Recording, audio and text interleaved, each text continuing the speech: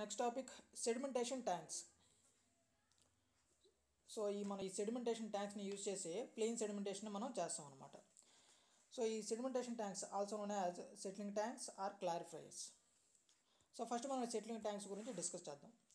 Place where particles are settle down by controlling turbulence and flow velocity is known as sedimentation tanks.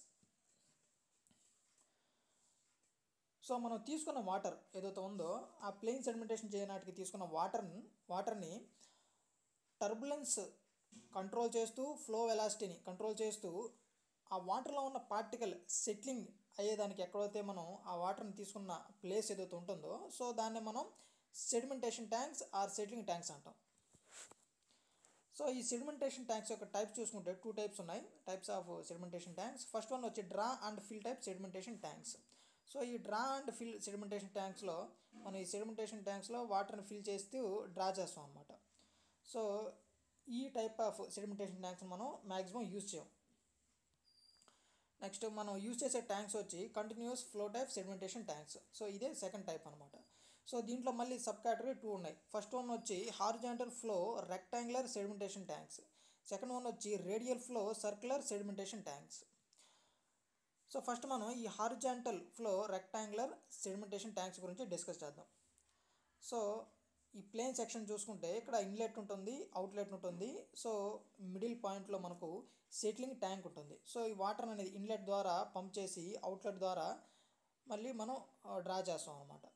So మొత్తం ఏదైతే water మనకుందో so ఈ settling tank అనేది ఇక్కడ sludge అనేది అక్కడ place అవుతుంది కింద బాటమ్ డౌన్లో. ఈ ట్యాంక్ యొక్క బాటంలో స్లడ్జ్ అనేది సెటిల్ అవుతుంది. సో ఈ స్లడ్జ్లో మనకు సెటిలింగ్ ఏదైతే పార్టికల్స్ ఉన్నాయో సో అవన్నీ కూడా ఆ స్లడ్జ్లో ఉంటాయన్నమాట. అది సెటిలింగ్ జోన్. సో ఇక్కడ మనకు లాంగిట్యూడల్ సెక్షన్ చూసుకుంటే నీట్గా అర్థమవుతుంది. సో ఫస్ట్ మనకు ఈ వాటర్ అనేది ఇన్లెట్ ఇక్కడ నుంచి పంప్ చేస్తాం. సో ఇదంతా ఇన్లెట్ జోన్. నెక్స్ట్ ఈ సెటిలింగ్ జోన్లో ఈ వాటర్లో ఉన్న సస్పెండెడ్ పార్టికల్స్ అన్నీ కిందకి సో ఈ విధంగా సెటిల్ అవుతాయి. సో అదంతా స్లడ్జ్ జోన్. అది స్లడ్జ్ జోన్. నెక్స్ట్ ఏదైతే మనకు ప్యూరిఫై అయిన వాటర్ అంటే ఈ సెటిలింగ్ పార్టికల్స్ అంతా వచ్చి కింద చేరి ఆ రిమైనింగ్ ఏదైతే వాటర్ ఉంటుందో సో ఆ వాటర్ అనేది ఈ అవుట్లెట్ ద్వారా మనకు బయటకు వస్తుంది అనమాట. సో ఇది అవుట్లెట్ జోన్.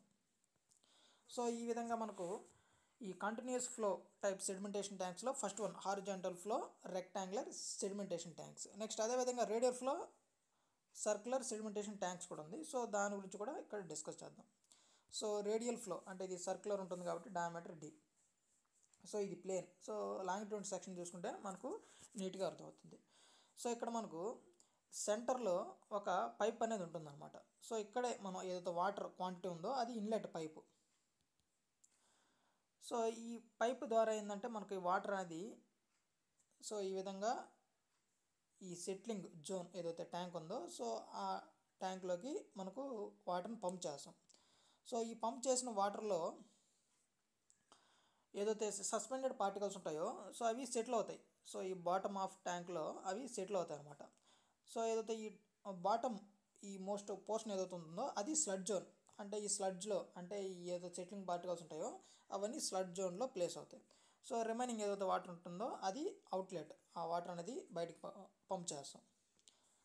సో ఈ ఇన్లెట్ ద్వారా ఈ పైప్ ద్వారా పోయిన ఈ వాటర్ అనేది ఈ టాప్ స్లాబ్ని సో వాటర్ అనేది బయటకు పంపించదు. సో ఆ టాప్ స్లాబ్ ద్వారా ఈ సెటిలింగ్ జోన్లోకి ఆ వాటర్ అంతా వచ్చి చేరుతుంది అనమాట. సో ఇది radial flow circular sedimentation tank గురించి. సో ఇది 2 టైప్స్ ఆఫ్ మనకున్న సెడిమెంటేషన్ ట్యాంక్స్. ఓకేనా? Okay guys, if you like this video please like my video and don't forget to subscribe to my channel. Okay guys, thanks for watching.